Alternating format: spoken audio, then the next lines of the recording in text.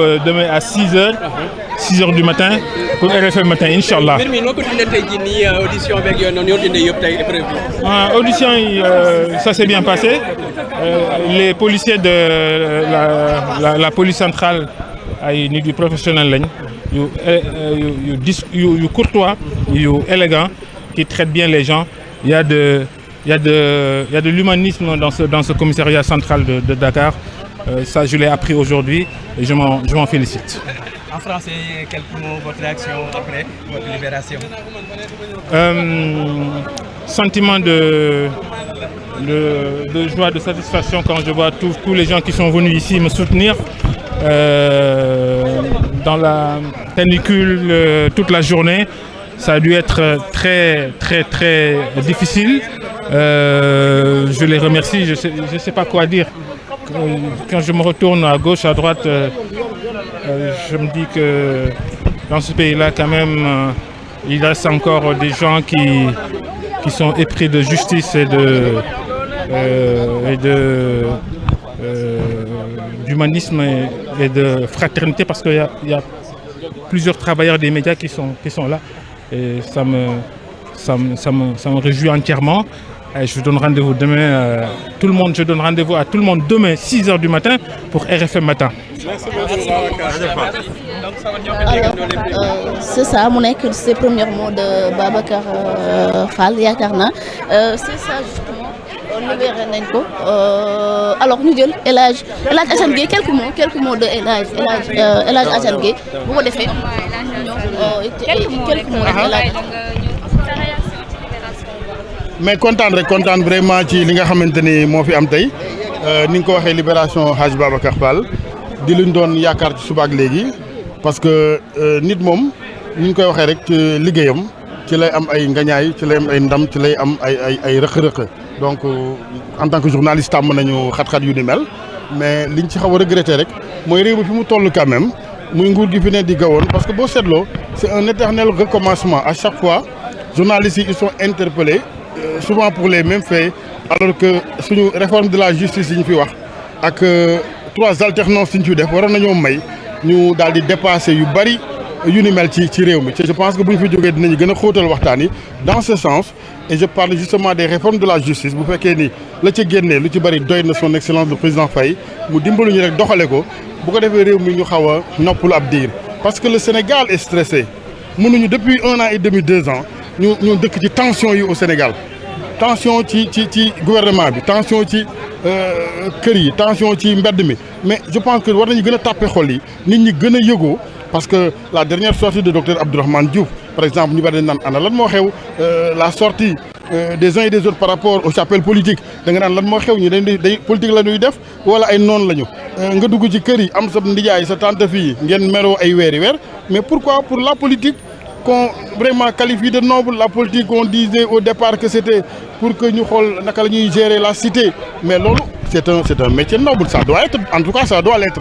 bu ñu demee nag ba politique indi fii réew mi wax dëgg yàlla ñëpp war nañoo taxaw xoolaat seen bopp waaye damay woo kilifa yi tuuti naa ci di leen wax la ñuy doxale mais kilifa yi ci réew mi moo xam ci politique ci diine ji ci wàllu aada ji bu nu ci jógul ko yëf yi jëm du baax ca man moom ku ma yàgg a seetaan wala nga may dégg ci rajo di nga xam ni man du ma xaar ba jaan ja dem may dóor ci wati toujours dama koy teel a wax rek Sénégal fa mu jëm baaxul bu nu tàppewul xol yi bu nu jiitalul xel teg xol ca ginnaaw ci gàttal daal mais encore une fois daal ñu ngi gërëm ñëpp di gërëm kilifa yi parce que aussi décision bu ànd ak dal la décision bu ànd ak mandute la parce que am réew tam nii rek la rek boo njabootee ñëpp mais di nga dégg lu ne di nga dégg yaa rafet di nga dégg yaa ñaaw voilà jërëjëf. c'est Hadj Assane Gueye tout de suite on va attendre ba xam nañ amaat bu ñu mënee amaat aussi beneen réaction. Aujourd'hui, Babacar Fall a été donc retenu pratiquement toute la journée. Qu'est-ce qui a été déterminant pour être relâché? En fait, ce que vous dites, c'est vrai, il a été retenu depuis ce matin. Donc il y a une audition qui a été faite. Et après l'audition, nous, comme Babacar Fall et nous-mêmes, nous étions dans l'attente de la décision qui sera prise. Et ce n'est que tout à l'heure que la décision a été prise de le relâcher et que le lieutenant lui a dit qu'il peut rentrer chez lui. Mais je précise, parce que nous avons vu durant toute la journée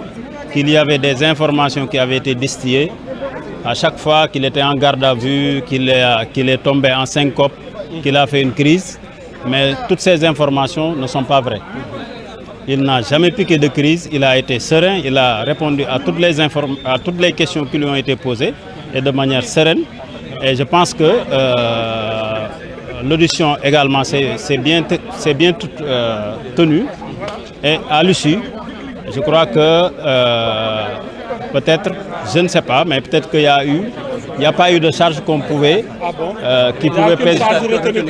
Il n'a même pas été mis sous garde à vue. On ne lui a même pas notifié une position de garde à vue. Raison pour laquelle on ne peut pas considérer qu'il a été arrêté. Il a été convoqué, il a été auditionné et à l'issue de l'audition, bien que l'audition a pris beaucoup de temps, mais il a été relâché. Mais de toutes les informations qui ont été distillées, comme quoi il a été mis sous position de garde à vue, il a piqué une crise en raison de sa maladie, toutes ces informations sont fausses. C'est ce que je tenais à vous dire. maître ci wolof lan lañ mën a jàpp tey ci bëccëg bi yëpp. waaw ci wolof liñ ci mën a wax mooy ñun ñoo ñëwoon man ak sama confrère bi ak ku ñuy wax Baboucar Cissé, Seydou Diagne, El Hadj Diouf mais ñun ñoo fi des depuis ce matin. Donc Baboucar indi nañ ko fii pour doon ko déglu ci benn interview boo xam ne def na ko pour Madiambal Diagne et donc bi mu ñëwee aussi posé nañ ko ay questions wax na ci questions yi donc mënuma révéler ces réponses et les questions qui ont été posées parce que on ne sait pas ba xam